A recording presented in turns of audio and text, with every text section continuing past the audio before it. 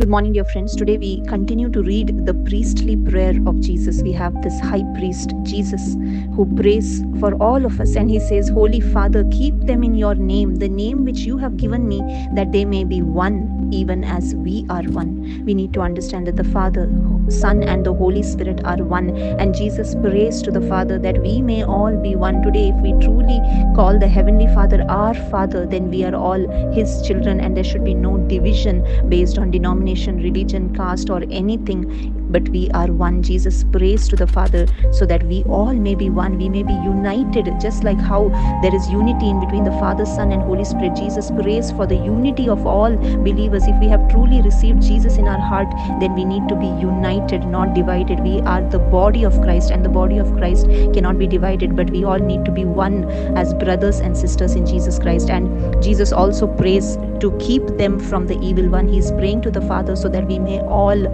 be protected from the evil one. We read in 1 John 5:19. We know that we are of God and that the whole world lies in the power of the evil one. Today, if we are of God, if we have received God's word, if we have truly received the gospel in our heart, then we belong to God.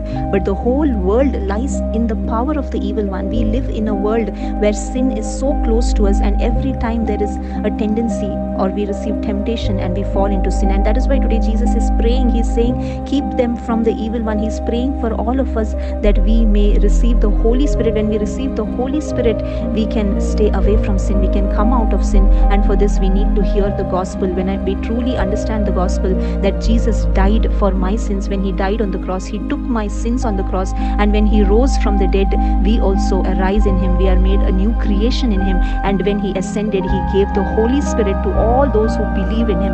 And when we receive this Holy Spirit, we can live in this world just the way Jesus lived. Jesus also was tempted in every way, but He did not sin. And same thing the Father wants from all His children, because the Father is holy.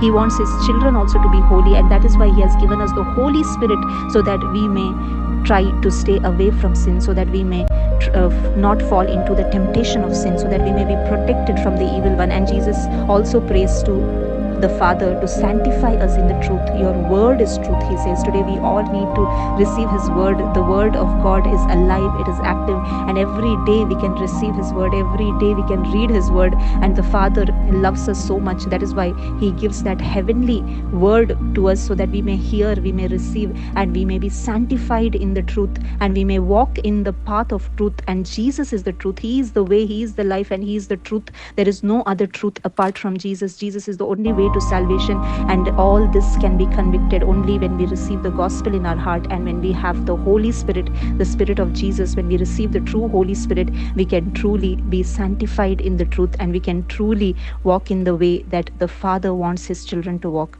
Thank you. God bless you.